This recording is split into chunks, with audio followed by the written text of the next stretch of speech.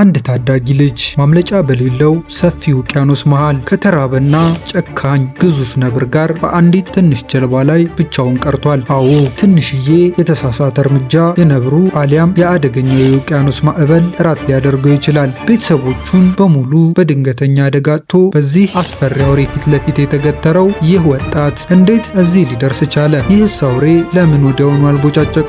ዛሬ የምናየው ፊልም የሰው ልጅን ጽናት፣ እምነት እና የህልውና ትግል በሚያስገርም ሁኔታ ፍንትው አድርጎ ያሳየናል። እስከ መጨረሻው አብራችሁን ቆዩ። ፓይ ፓቴል በሚባል የሚታወቅ አንድ ህንዳዊ ሰው በአንድ የአካባቢው ደራሲ ትኩረትን አግኝቷል። ይህ ደራሲ የፓይ የህይወት ታሪክ እጅግ አስገራሚ መጽሐፍ ሊወጣው እንደሚችል በጽኑ ያምናል። የፓይ ወላጆች ስሙን ፒሲን ሞሊተር ብለው ያወጡለት ሲሆን ይህ ስም በፈረንሳይ ከሚገኝ አንድ የመዋኛ ገንዳ የተወሰደ ነበር። ነገር ግን ከፈረንሳይኛ ይልቅ እንግሊዘኛ በስፋት በሚነገርባት ህንድ አብረውት የሚጫወቱ ልጆች ስሙን እያሳጠሩ ፒ ወይንም ሽንት እያሉ ያሾፉበት ነበር። ይህን ስላቅ ለማስቆም ቆርጦ የተነሳው ልጁ ስሙን ፓይ በሚል አንድ የሂሳብ ስሌት ቀመር ቀይሮ መጠራትን መርጧል። በመጀመሪያ ላይ አብረውት የሚማሩት ልጆች ይህንን አዲስ ስም አልተቀበሉትም ነበር።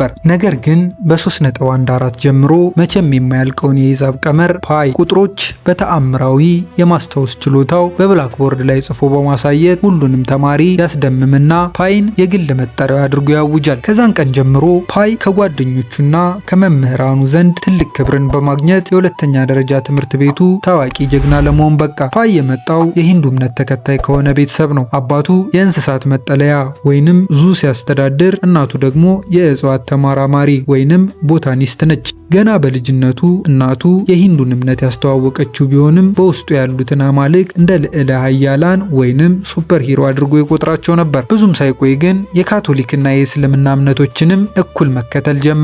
ቀጠል አድርጎም ስጋ መብላትን በማቆም ቬጂቴሪያን ወይንም የእጽዋት ብቻ ተመጋቢ ይሆናል። የፓይ አባት ዓለምን በሳይንስ መነጽር መረዳት አለብን ብሎ ከሚያምነው አዲስ ትውልድ አንዱ ነበር። አባቱ ፓይ በተመሳሳይ ጊዜ 3 የተለያዩ እምነቶችን መከተል እንደማይችል፣ ምክንያቱም ሁሉንም ማመን በመጨረሻ የትኛውንም እንዳለማመን እንደሚቆጠር ሊያስረዳው ይሞክራል። ነገር ግን ፓይ በእምነቱ ከመጽናትም አልፎ የሰው ልጅም ሆነ እንስሳት ተመሳሳይ ነፍስ እንዳላቸውና አውሬዎች እንኳን በቅንነት ከተያዙ ማንንም እንደማይጎዱ በጽኑ ያምን ጀመር። አንድ ቀን ፓይ ታላቅ ወንድሙን በድብቅ ይዞት በመሄድ ፓርከር ለተባለው የግቢያቸው ነብር ምግብ ሊሰጥ የእንስሳት መጠለያው ውስጥ ይገባል። ወንድሙ ድርጊቱን ቢቃወምም ፓይ ግን አባታቸው ሲመግብ ብዙ ጊዜ እንዳየ በመናገር ስጋውን ይዞ ወደ ነብሩ እጁን ይሰዳል። ነገሩ ያላማረው ወንድም በፈጠረው ጩኸት የነቃው አባታቸው ነብሩ ፓይን ሳያጠቃው በፊት ፈጥኖ በመድረስ ልጁን ያተርፈዋል። አባቱ ለፓይ ስለ አውሬዎች ባህሪ የማይረሳ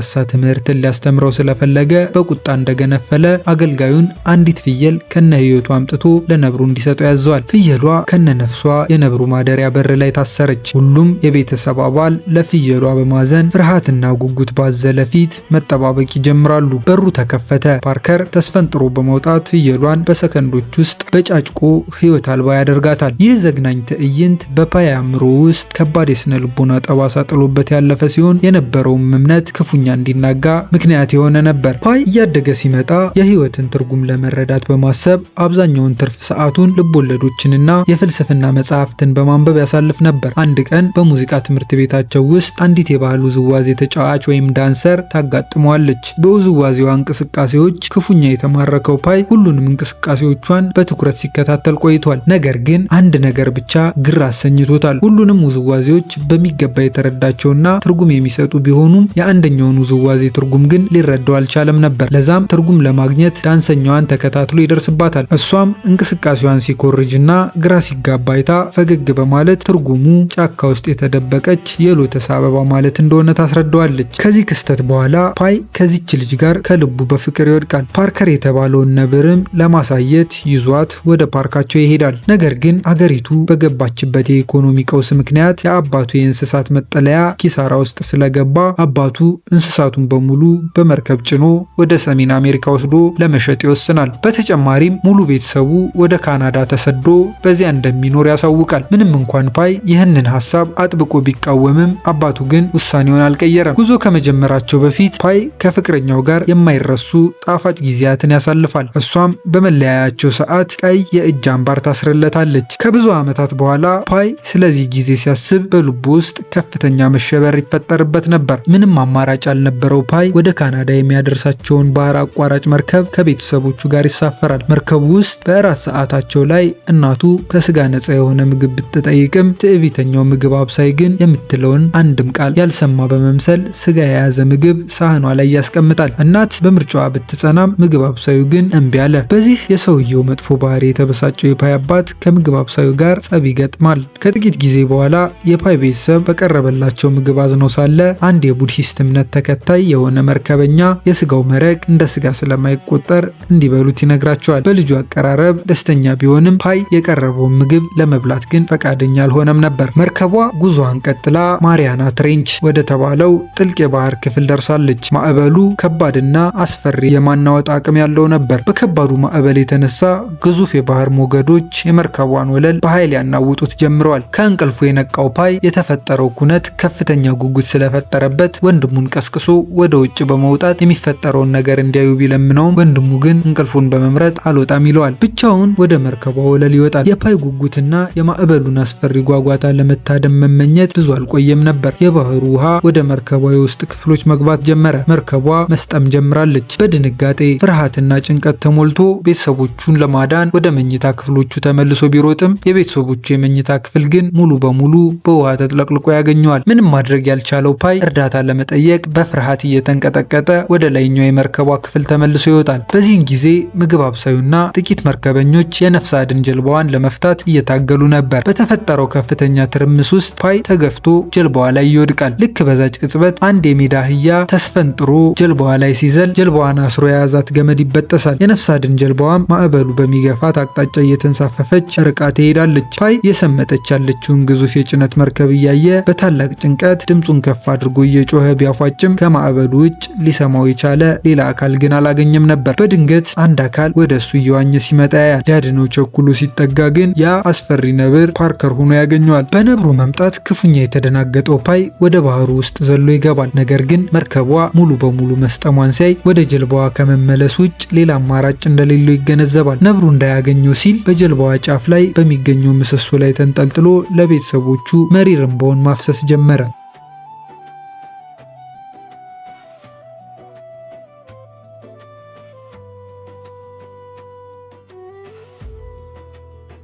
በማግስቱ ጠዋት ፓይ ምሰሶ ላይ ሆኖ ሲነቃ ጀልባዋ ላይ የነበረው እግሩ የተሰበረው የሜዳ አህያ ብቻ ነበር። በፍጥነት ወደ ጀልባዋ የገባውን ውሃ በማስወጣት ላይ እንዳለ በድንገት አንድ ጅብ ብቅ ይላል። ፓይ ጅቡን ሲያየው በከፍተኛ ፍርሃት ተውጦ ወደ ምሰሶ ተመልሶ ይሸሻል።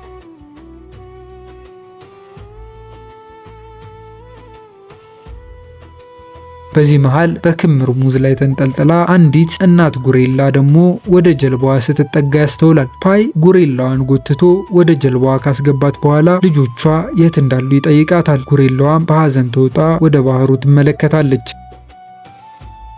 በዚያች ሌሊት በረሃብ የተቆጣው ጅብ የሜዳ አህያውን መንከስ ይጀምራል። ፓይና ጉሬላዋ ጅቡን ለማስቆም ቢሞክሩም የሜዳ አህያውን ሕይወት ግን ከአንድ የተራበ ጅብ መንጋጋ ማትረፍ እንዳሰቡት ቀላል አልነበረም። የሜዳ አህያውም ሕይወቱ ያልፋል። ከጥቂት ቆይታ በኋላ ፓይ በባህር ላይ እንዴት መትረፍ እንደሚቻል የሚጠቁም መመሪያ እንዲሁም በርካታ የነፍስ አድን ጃኬቶችንና የአደጋ ጊዜ ቁሳቁሶችን ያገኛል። ከነፍስ አድን ጃኬቶቹና ከመቅዘፊያ እንጨቶቹ አንድ ቀላል ተንሳፋፊ ጀልባ ነገር ይሰራል። በሌላ በኩል ደግሞ በመንቀዥቀዥ ላይ ያለው ጅብ ድንገት ከጉሬላዋ ጋር ትግል ይገጥምና እሷንም ይገላታል። በጉሬላዋ ሞት እጅግ የተቆጣው ፓይ ጅቡን ለመታገል ቆርጦ በመነሳት ላይ እንዳለ አንድ አስደንጋጭ ነገር ተፈጠረ። ከየት እንደመጣ ባልታወቀ ሁኔታ ፓርከር ከጀልባዋ የውስጥ ክፍል ላይ ዘሎ በመውጣት ጅቡን በቅጽበት ሲጥ አርጎ ይገለዋል።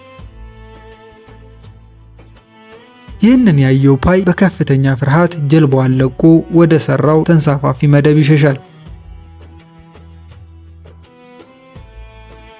ከጥቂት ጊዜ በኋላ ፓርከር ተኝቶ ሳለ ፓይ አንዳንድ ቁሳቁሶችን ለመውሰድ በድብቅ ወደ ጀልባዋ ይመለሳል። በዚህ ጊዜ አንድ አይጥ በእቃዎቹ መሃል ሲሮጥ ያያል። ይህኔ ፓርከር ከእንቅልፉ ስለነቃ ከፓይ ጋር ግብ ግብ ይገጥማሉ። በዚህ መሃል ደግሞ አይጧ እየተደናበረች ወደ ፓይ ጭንቅላት ለመውጣት ስትሞክር ፓይ ይቀልባትና ለነብሩ ወርውሮለት ፈጥኖ ወደ ተንሳፋፊ መደቡ ይመለሳል። ምሽት ላይ ፓይ በጀልባዋ ላይ ብቻውን እየተንሳፈፈ ተስፋ በመቁረጥ ያለቅሳል። አስፈሪው ቅዝቃዜው አጥንት ድረስ ዘልቆ የሚገባው አሰልቺው ባህር እስኪነጋ ድረስ በማያልቅ ጨለማ ተውጦ ነበር። ፀሐይ ስትወጣ ባህሩ ልክ እንደ መስታወት ማብረቅረቅ ጀምሯል። ነጯን ጀልባና በብቸኝነት የቆመውን ፓይ በሚያንጸባርቅ ደማቅ ደመና ላይ እየተንሳፈፉ ያሉ ባዕድ አካላት አስመስሏቸዋል። ፓይ በብዕርና ወረቀት ስሙንና ያለበትን ሁኔታ ጭልጥ ባለው ውቅያኖስ ላይ ለብቻው ከአንድ ነብር ጋር እየዋተተ መሆኑን ጽፎ እርዳታ እንዲልኩለት የሚገልጽ ደብዳቤ ጽፎ በጠርሙስ ውስጥ በማድረግ ወደ ባህሩ ይወረውረዋል። በባህሩና በሰማዩ መካከል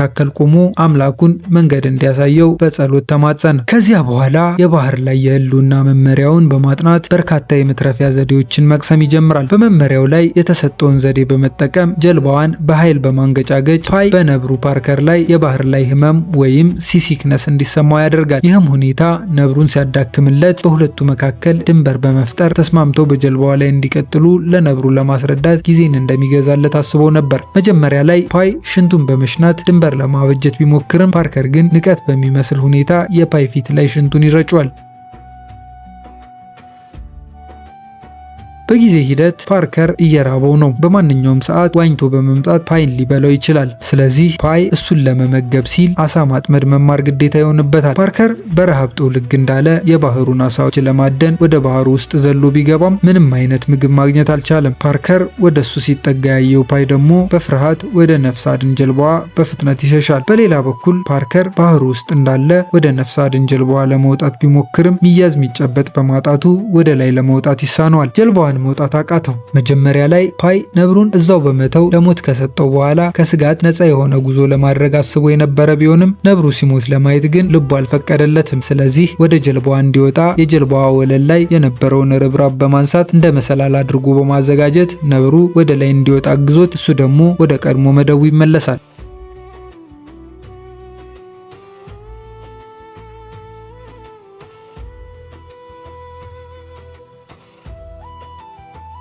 ከዕለታት በአንዱ ቀን ደግሞ አንድ አሳ የፓይ የማጥመጃ መረብ ውስጥ ትገባለች። ፓይ አሳውን ከነመረቡ ይዞ ቀጥቅጦ ከገደለው በኋላ የገዛ ድርጊቱ አሳዝኖት ምርር ብሎ ያለቅሳል። ከዛም አሳውን ልኮ ሕይወቱን ስላዳንለት ፈጣሪውን ያመሰግናል። ከዚያም ፓርከርን ጠርቶ አሳውን ለመመገብ ቻለ። ምሽት ላይ ፓይ እጅግ ውብ የሆነውን የባህሩ ገጽታ እያደነቀ ሳለ አንድ ግዙፍ አሳ ነባሪ ከአየር ላይ ብቅ በማለት የፓይን ተንሳፋፊ መደብ ገልብጦ ምግብና የመጠጥ ውሃውን በሙሉ ባህር ውስጥ ተበትኖ እንዲገባ ያደርግበታል።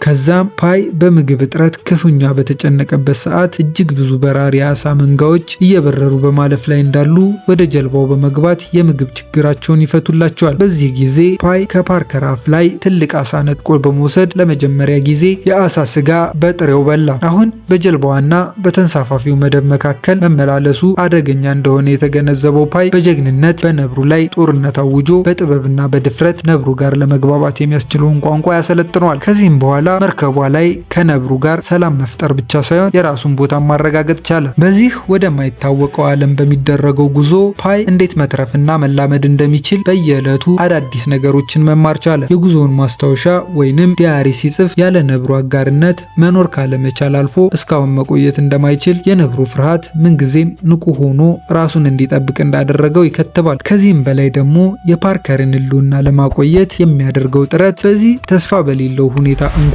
በህይወት ውስጥ አዲስ የመኖር ዓላማ እንደፈጠረለት ይመዘግባል። አንድ ቀን ፓይ አንዲት መርከብ በአጠገባቸው ስታልፍ ያያል። ወዲያውኑ ለእርዳታ ቢጣራም ከርቀታቸው የተነሳ ማንም ሊሰማው አልቻለም ነበር። ስለዚህ የእርዳታ ምልክት መስጫ የሆነውን ሽጉጥ ደጋግሞ ይተኩሳል። የሚያሳዝነው ነገር ግን አሁንም ማንም አለማየቱ ነበር። በዚህ ሁኔታ ቢያዝንም ተስፋ መቁረጥ ግን አልፈለገም። ቀን በሌሊት አልፎም በሳምንታት ሳምንታት ደግሞ በወራት እየተተኩ ቢሄዱም ሊያድነው የመጣ ግን ማንም አልነበረም። ታዲያ በአንድ ጸጥታ በሰፈነበት ምሽት ፓይ በባህሩ ስር ምስጢራዊና አስገራሚ የትዝታ ዙሪት ይመለከታል። በዚህም ውስጥ የተለያዩ እንስሳት የራሱን እናት ፊት ጨምሮ በውሃው ውስጥ ፍንትው ብለው ይታዩታል። ነገር ግን ይህ እይታ ቤተሰቦችን የጫነችው መርከብ ባህሩ ውስጥ የመስጠሟን ሀቅ የመቀየር አቅም አልነበረውም። ምክንያቱም ፓይ ሁሉንም ነገር ጠንቅቆ ያውቃል። ለዚህም እንደ መፍትሄ የወሰደው በመጽሐፍ ውስጥ መጽናናትን ለማግኘት በማሰብ በየቀኑ የየዕለት ማስታወሻ ወይም ዲያሪውን መከተቡን ቀጠለ። የቱ ቀን የቱ ማታ እንደሆነ፣ የቱ ህልም የቱ እውነት እንደሆነ እንደሆነ መለየት እስኪያቅተው ደክሟል። በዚህ ግራ መጋባትና ቅዠት ውስጥ እንዳለ ነበር ከባድ ማዕበል የተጨመረበት። ጀልባዋ በኃይል ስትናወጥ ማስታወሻ ደብተሩ በንፋሱ ኃይል ተገንጥሎ በረረ። በዚህ ሁሉ መናወጥ ውስጥ ፓይ አንዳች የአምላክ ጸጋ ሊያድነው ወይም አብሮት እንዳለ መልእክት እየሰጠው እንደሆነ አስቧል። ስለሆነም ፓይ በነጩ ሸራ ላይ ተንበርክኮ ስላዳነው ጸጋ ፈጣሪውን ያመሰግናል። ፓርከርንም አምላኩን እንዲያመሰግን ጠየቀው። ነገር ግን ፓርከር ከማዕበሉ ጋር በፍርሃት እየታገለ ነበር። ይህን ያስተዋለው ፓይ ፈጣሪውን ለምን አሁን ያለውን ብቸኛ ጓደኛውን ፓርከርን ሊያስፈራራው እንደፈለገ በምሬት ከጠየቀ በኋላ ተመልሶ ጀልባዋ ውስጥ በመግባት ከሸራው ስር ይደበቃል። ማዕበሉ ጸጥ ካለ በኋላ ፓይ ጥንካሬውን ለማደስ ከተጠራቀመው የዝናብ ውሃ ጥቂት ጠጣና ለፓርከርም ሊያጠጣው ይሞክራል። በሚያሳዝን ሁኔታ ፓርከር በህይወት ለመቆየት እየታገለ ነበር። ፓይ ፓርከርን እያሻሸ ሊያድነው ስላልቻለ ይቅርታ እየጠየቀው ራሱን ለሞት ያዘጋጃል። ከዚህ ሁሉ ረሃብ፣ ድካምና የተፈጥሮ ግብግብ በኋላ ሁለቱም ተስፋ የቆረጡ ይመስላሉ። ነገር ግን ፓይ በድንገት ካሸለበበት እንቅልፉ ነቅቶ ሁነቱን ሲገነዘብ ራሱን በለመለመና አረንጓዴ በሆነ ደሴት ላይ በሆነ ባላወቀው ተአምር በያዘቻቸው የነፍስ አድን ጀልባ ተገፍተው በደሴቱ ላይ ተገኙ። ፓይ ፓርከርን በመጥራት ወደ ደሴቲቱ ይወርዳል። ወዲያውኑ ያገኘውን ስራ ስርና እጽዋት በመመገብ ረሃቡን ካስታገሰ በኋላ ወደ ደሴቲቱ ውስጥ ይገባል። ደሴቲቱ ሙሉ በሙሉ በእጽዋትና በስሮች የተሸፈነች ነበረች። በደሴቲቱ መሃል ላይ ብዙ ትናንሽ ክብ ሐይቆች ያሉ ሲሆን ዙሪያቸውን ደግሞ ሚርካት በሚባሉ ትንንሽ እንስሳት ተከበዋል። ፓይ ከረጅም ጊዜ በኋላ ባገኘው ንጹህና ፍሬሽ ውሃ ላይ በደስታ ገብቶ ሲዋኝ፣ ፓርከር ደግሞ እንስሳቱን ያለምንም ልፋት በማደን ይመገባል። ከዚያም ፓይ በጫካው ውስጥ ሲዘዋወር ባገኘው አንድ የዛፍ ስር ላይ ፍቅረኛው ያሰረችለትን አምባር ያስራል። ህይወቱን ከሞት ለታደገችው ደሴት ስጦታ ይሆን ዘንድ አስቦ ይመስላል። አሁን የደሴቲቷ ተአምራዊና አስፈሪ ገጽታ የሚታይበት ሰዓት ደርሷል። ጀንበር ቦታዋን ለሌሊት ከዋክብትና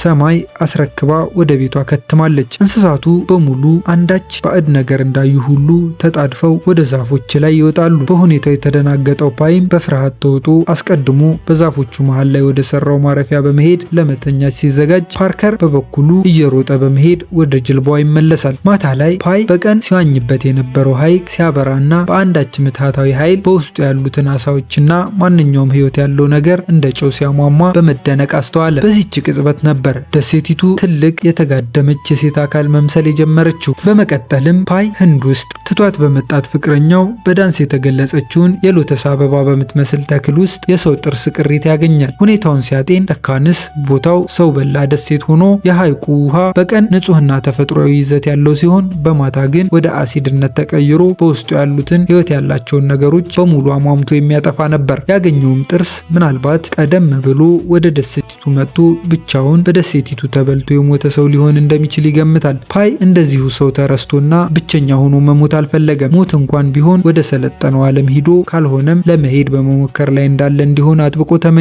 በሚቀጥለው ቀን ፓይ ጀልባዋን በንጹህ ውሃና በእጽዋት እንዲሁም ለፓርከር ደግሞ ግማሽ ጀልባ የሚሞላ ስጋ ይጭናል። ፓይ ሲያፏጭ ፓርከር ከሄደበት የደሴት ጫካ በመመለስ ወደ ጀልባዋ ላይ ይወጣል። ከዚያም ሰው በላውን ደሴት ወደ ኋላ ትተው ጉዟቸውን ይቀጥላሉ። አፈ ታሪኮች እንደሚሉት ከሆነ ደግሞ እነሱ ከሄዱ በኋላ ደሴቲቱ የተሰወረች ሲሆን ማንም ዳግም አይቷት አያውቅም። ፓይ ይህንን አጋጣሚ ፈጣሪ ለእሱ ያደረገው ተአምር እንደሆነ ያስባል። እጅግ ፈታኝ በሆኑ ችግሮች ውስጥ እንኳን ፈጣሪ እንደማይተወውና ሁልጊዜም እንደሚረዳው አመነ። ላልታወቀ ጊዜ በባህር ላይ ከተንሳፈፉ በኋላ በመጨረሻም ፓይ ወደ አንድ የባህር ዳርቻ ላይ ደርሶ በከፍተኛ ድካም አሸዋው ላይ ሲዘረር፣ ፓርከር ደግሞ ወደ ኋላው ዞር ብሎ እንኳን ሳያይ ወደ ጥልቁ ጫካ ይገባል። ያንን ያህል መከራ አብረው አሳልፈው ፓርከር አንዴ እንኳን ዞር ብሎ ሳይሰናበተው ጥሎት መሄዱ ለፓይ እንቆቅልሽ ብቻ አልነበረም፣ ይልቁንስ አጥንቱ ድረስ ዘልቆ የተሰማው ሐዘንም ጭምር እንጂ። በመጨረሻም የአካባቢው ሰዎች መጥተው ሲያድኑት በመከራው ጊዜ የቅርብ ጓደኛው የነበረውን ፓርከርን በማጣቱ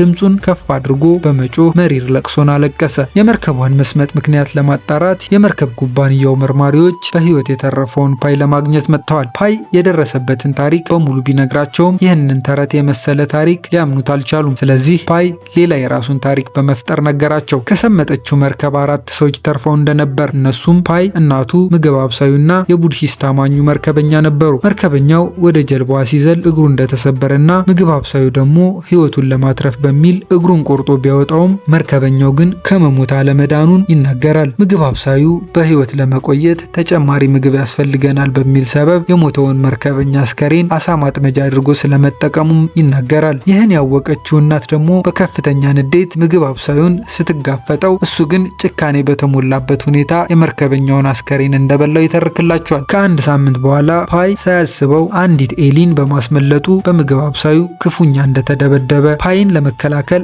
እናቱ ከምግብ አብሳዩ ጋር ግብ ግብ ብትገጥምም እሱ ግን በአሰቃቂ ሁኔታ እናቱ ስለመግደሉ ይህ ድርጊት በፓይ ውስጥ ያለውን የጭካኔና የክፋት ስሜት ቀስቅሶት በማግስቱም ምግብ አብሳዩን በስለት ወግቶ ስለመግደሉ ከዛን ጊዜ ጀምሮ ራሱን እስከሚያድንበት ጊዜ ድረስ በፓሲፊክ ውቅያኖስ ላይ ብቻውን እየቀዘፈ እዚህ ስለመድረሱ ጭራሽ ያልተፈጠረ ታሪክ እንደ አዲስ በመፍጠር ተረከላቸው። ሁለተኛው ታሪክ ባያስደስታቸውም ከመጀመሪያው ታሪክ አንጻር የተሻለ ተአማኒነት ስላለው መርማሪዎቹ ምንም ቃል ባለመተንፈስ ተቀብለው መልካም እድል እንዲገጥመው ተመኝተው ክፍሉን ለቀው ይወጣሉ። ይህን ሁሉ ታሪክ ሲሰማ የቆየው ደራሲው ግን በሁለቱ ታሪኮች መካከል ያለውን ጥልቅ ግንኙነት ለማስተዋል የሚያስችል ብልሃትነት ነበረው። በመጀመሪያው ታሪክ ውስጥ ያሉት እንስሳት በሁለተኛው ታሪክ ውስጥ ካሉት የሰው ገጸ ባህሪያት ጋር ይመሳሰላሉ። እግሩ የተሰበረው የሜዳ አህያ እግሩ ከተሰበረው የቡድሂስት መርከበኛ ጋር ይመሳሰላል።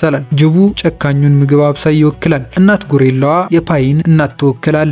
ነብሩ ፓርከር ራሱ ፓይ ማለት ሲሆን ይህም ከተፈጥሮና ከመከራ ጋር ባደረገው ጦርነት ውስጥ የተቀሰቀሰው ክፉ ማንነቱ ነው። ደግነትና ክፋት የሰው ልጅ ተፈጥሯዊ ስሜት ሁለት ገጽታዎች በመሆናቸው በአንድ ሰው ውስጥ አብረው ሊኖሩ ይችላሉ። ፓይ በጉዞው ሁሉ ያንን አውሬ ነብር ከማልመድ በዘለለ በጽኑ መከራዎች ውስጥ እንዲተርፍ የረዳው ይኸው ክፉ ማንነቱ መሆኑን እያወቀም ቢሆን በደግነትና በክፋት መካከል ያለውን ሚዛን ግን ለመጠበቅ አጥብቆ ይታገል ነበር። ይህ ደግሞ ወደ ሰለጠነው ዓለም እንደገቡ ነብሩ ወደ ኋላ ሳያይ ጥሎት የሄደበትን እንዲሁም ፓይ ጓደኛውን በማጣቱ አምርሮ ያለቀሰበትን ምክንያት ፍንትዋ አድርጎ የሚያሳይ ሁነት ነበር። ምክንያቱም ያ የሰለጠነው ዓለም የፓይ ክፉና ተፋላሚ ማንነት ለሆነው ለነብሩ ፓርከር የሚሆን ቦታ አልነበረው። በመጨረሻም ፓይ ታሪኩን ተናግሮ ሲጨርስ የትኛው ታሪክ የተሻለ እንደሆነና እንደሚመርጠው ደራሲውን ጠየቀ። ደራሲው የፓርከርን ታሪክ ይበልጥ ማራኪ ሆኖ ስላገኘው እሱን እንደሚመርጥ ይናገራል። ደራሲው ፓይ አግብቶ ልጆች እንደወለደ ሲያውቅ የፓይ ታሪክ እጅግ ውብ የሆነ ፍጻሜ እንዳለው ይደመድማል። በእርግጥ መርማሪዎቹም ቢሆኑ የመጀመሪያውን ታሪክ ለማመን መርጠዋል። ፓይንም በጀግንነቱ ባሳየው ጽናት በእጅጉ አሞግሰውታል። የፓይ ታሪክ ሁላችንንም ጥልቅ አስተሳሰብ ውስጥ የሚከት